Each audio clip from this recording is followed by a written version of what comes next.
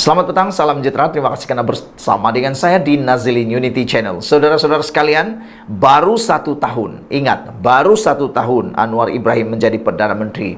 Kerajaan Madani ini menjadi kerajaan, sudah 351 proyek sakit dan terbengkalai dipulihkan. Ulang balik? Ulang balik. Oke, tak apa. Saya ulang balik. Baru 1 tahun Kerajaan Madani, baru 1 tahun Perdana Menteri Anwar Ibrahim, baru 1 tahun Kerajaan Perpaduan ini dititahkan oleh Kebawah Yang Maha Mulia di Pertuan Agung. Kerajaan ini yang dikata oleh mereka itu kononnya macam-macam lah, telah pun berjaya membaik pulih proyek sakit sebanyak 351. Jadi itu 1 tahun. Bayangkan kalau 5 tahun, berapa proyek yang boleh dilaksanakan di baik pulih, berapa proyek yang dapat dinikmati oleh rakyat terus. Tapi yang menjadi persoalan saya petang ini ialah, siapa yang mulakan proyek sakit ini? Kenapa tiba-tiba proyek ini jadi sakit? Siapa yang menyebabkan dia sakit? Dan kenapa pula terbengkalai dan tak diurus dengan baik? Balik-balik asal-asalnya semuanya pula disalahkan orang tertentu. Dan akhirnya apa jadi? Anwar juga yang selesaikan. Balik-balik Anwar yang selesaikan. Anda lakukannya yang jahat, Anwar pula kena perbaiki. Anda yang tinggalkan kotoran, Anwar pula yang bersihkan. Itulah yang berlaku. Kesian Datuk Seri Anwar Ibrahim kan. Tapi ada lagi orang yang mungkin terlibat dalam proyek sakit ini yang menyebabkan proyek ini terbengkalai, pula salahkan Anwar Ibrahim, pula nak mau menyalahkan Anwar Ibrahim yang mengata Anwar Ibrahim, padahal Anwar Ibrahim sudah memperbaiki 351 proyek. Kalau 5 tahun, bayangkan berapa ribu proyek dipulihkan. Inilah yang kita mau, bukan menyebabkan proyek hancur. Habislah diorang ni kali kan. Sebanyak 351 proyek sakit dan terbengkalai dengan nilai pembangunan berjumlah 32,87 bilion berjaya diselesaikan dan dipulihkan oleh Kementerian Pembangunan Kerajaan Tempatan KPKT sepanjang setahun pentadbiran Kerajaan Madani. Berdasarkan kad laporan KPKT 2023, proyek melibatkan 43,738 unit perumahan swasta itu berjaya dipulihkan Task Force Projek Perumahan Swasta Sakit dan terbengkalai setakat 31 Oktober lepas. Menurut laporan laporan itu, RM1 bilion diperuntukkan menerusi belanjawan 2024 bagi menggalakkan pemaju berwibawa memulihkan projek-projek perumahan swasta sakit dan terbengkalai yang telah dikenal pasti. Selain itu, sebanyak 110 unit lift di perumahan awam berstrata kos rendah di sekitar Kuala Lumpur, Melaka, Johor, Selangor, Perak dan Pulau Pinang telah dibaik pulih dan sebagiannya pula diganti dengan baharu yang akan memberi manfaat kepada rakyat seramai 22,648 penghuni. KPKT memperuntukkan 50 juta ringgit bagi inisiatif penyelenggaraan dan penggantian lift-lift usang di program perumahan rakyat PPR dan perumahan awam dengan semua projek dijangka siap pada bulan ini dan tahun depan secara berperingkat. KPKT melalui Perbadanan Prima Malaysia, Prima juga berjaya menyiapkan 35,454 unit kediaman di seluruh negara hingga 31 Oktober lepas, sementara 261,901 unit rumah mampu milik siap dibina dalam fasa pembinaan di bawah perancangan Malaysia ke-12 untuk tempoh hingga 30 Jun lepas. Kad laporan itu menyebut KPKT melalui bahagian kesejahteraan komuniti juga membaik pulih 2,000 unit rumah daif di bandar, manakala 16 unit rumah baharu dibina pada tahun ini menerusi bahagian kesejahteraan komuniti BSK. Saudara sekalian, itulah prestasi Datuk Seri Anwar Ibrahim Kerajaan Perpaduan Madani ini. Kalau ada lagi yang kata kerajaan ini adalah kerajaan yang kononnya gagal, itu semua bohong dan tak boleh diterima. Kerana buktinya sudah ada 351 projek sakit terbengkalai dipulih selepas 1 tahun kerajaan Madani. Baru 1 tahun, bayangkan kalau 5 tahun. Berbanding dengan kerajaan-kerajaan yang terdahulu, tak tahulah berapa yang mampu mereka selamatkan. Sekian dulu untuk kali ini. Jangan lupa tinggalkan komen Anda, tekan butang subscribe. Kita jumpa lagi. Bye-bye. Selamat petang, salam sejahtera. Terima kasih karena bersama dengan saya di Nazilin Unity Channel.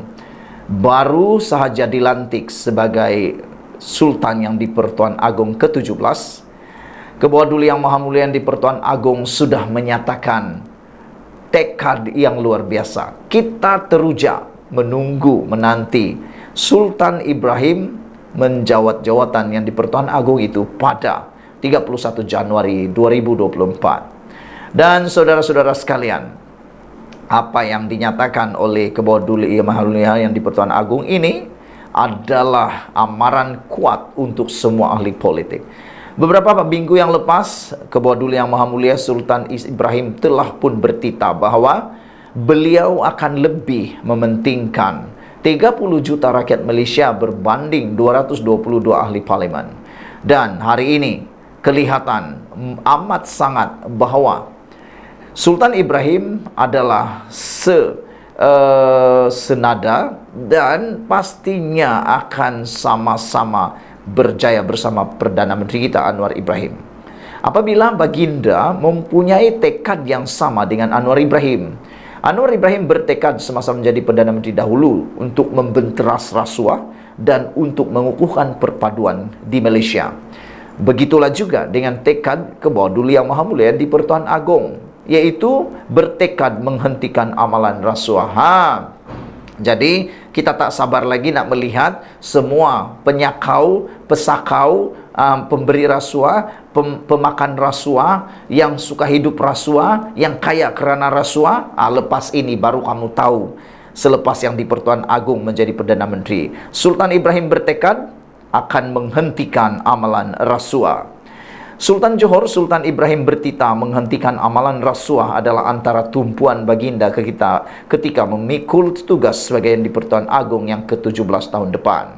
Dalam temu bual eksklusif dengan The Straits Times Singapura, Sultan Ibrahim bertitah memastikan tiada perpecahan di negara ini juga akan menjadi antara cabaran terbesar Baginda. Titah Baginda, kerajaan yang stabil haruslah konsisten dengan dasar mampan yang diperlukan untuk memperbaiki ekonomi Malaysia. Punca utama ketidakstabilan politik negara dicetuskan perenggus atau golongan tertentu yang kalah dalam pilihan raya, titah Baginda. Ramai yang menyumbang ratusan juta sebelum pilihan raya. Bagaimana anda membayar mereka kembali? Memberi mereka projek mega? Itu tidak akan berlaku apabila saya menjadi yang di Pertuan Agong, titah Baginda. Sayang sekali, siapa yang meminta anda memberi sumbangan politik? Daripada moyang saya, kami adalah pemburu yang hebat. Saya akan pastikan apabila saya pergi memburu, saya membawa balik hasil yang bagus. Tetapi apabila saya di Kuala Lumpur nanti, ia adalah hutan konkret. Jadi, apa yang saya buru? Saya akan memburu semua orang yang korup. Saya akan pastikan saya membawa hasil memburu orang yang korup, titah Baginda. Daulat tuanku. Inilah yang kami tunggu-tunggu. Rakyat Kebawah Duli Yang Maha Mulia di Pertuan Agong tunggu-tunggu. Inilah yang kami mahu. Sultan Ibrahim turut mencadangkan supaya SPRM melaporkan terus kepada yang di Pertuan Agong, bukannya kepada parlimen seperti sekarang. Ini paling terbaik, tuanku. Jika SPRM datang kepada Agong, bermakna anda tidak berada di bawah pengaruh mana-mana eksekutif. Petronas pun tidak sepatutnya berada di bawah parlimen. Lapor terus kepada saya, titah Baginda. Sultan Ibrahim turut mencadangkan supaya pelantikan kehakiman mesti diasingkan daripada badan eksekutif, bagi memastikan badan kehakiman negara benar-benar bebas, titah Baginda. Hakim dilantik oleh Raja atas nasihat Perdana Menteri selepas panel pelantikan mengusurkan calon berkenaan. Kami, raja-raja, mendapat senarai itu dari pejabat Perdana Menteri semasa Majlis Raja-Raja bersidang. Mengapa Anda tidak menyenaraikan nama-nama calon yang layak kepada kami sebelum Anda melantik? Kami raja-raja bukan setem getah titah baginda. Pada 27 Oktober lalu, Sultan Johor Sultan Ibrahim Sultan Iskandar dilantik sebagai Yang di-Pertuan Agong yang ke-17. Penyimpan mohor besar raja-raja Tan Sri Syed Daniel Syed Ahmad dilantik atau dilaporkan berkata, pelantikan baginda selama 5 tahun itu berkuat kuasa 31 Januari 2024. Sekian dulu untuk kali ini. Jangan lupa tinggalkan komen Anda. Sila tekan butang subscribe. Kita jumpa lagi. Bye-bye. Selamat petang, salam sejahtera. Terima kasih karena bersama dengan saya di Nazlin Unity Channel. Kita sudah ketahui sekarang PAS makin mendominasi Perikatan Nasional. Dalam setiap pilihan raya yang disertai oleh PAS akan menang. Tetapi apabila bersatu yang menyertai pilihan raya, mereka banyak kali dalam bahaya. Kan sekarang ini jawatan Ketua Pembangkang dan juga Pengurusi Perikatan Nasional makin malap dipunyai oleh bersatu, dan silap-silap hari bulan kedua-dua jawatan itu bakal diambil alih oleh PAS. Namun demikian, ini hujah yang patut Anda dengar dan boleh difikirkan dengan lebih serius dan mendalam. PAS akan pinggirkan bersatu. Bersatu semakin lemah dan tidak mustahil PAS akan meminggirkan parti itu. Pengerusi DAP Johor, Liao Chin Tong berkata, PAS masih relevan kerana menguasai negeri di utara Semenanjung. Namun jika mahu meluaskan kuasa ke semua negeri, parti itu perlu menghormati semua pihak. Sejak pilihan raya negeri PRN dan pilihan raya kecil PRK adalah jelas bahawa bersatu semakin lemah dan besar kemungkinannya akan dipinggirkan oleh PAS. Jelas untuk semua bahawa Tan Sri Muhyiddin Yassin tidak akan jadi Perdana Menteri lagi dan bersatu tidak lagi relevan. Yang relevan adalah parti PAS, kata DAP. PAS menguasai politik di negara atau di negeri utara, tetapi jika PAS ingin bersaing di seluruh negara, mereka perlu bersedia menjadi parti untuk semua kaum dan agama dengan menghormati semua pihak. Katanya pada konvensyen tahunan negeri DAP Johor di sini hari ini. Hadir sama Setiausaha Agung DAP Anthony Lok, Naib Pengerusi Amanah Johor Suhaizan Kayat dan Setiausaha PKR Johor Yasruddin Kusni.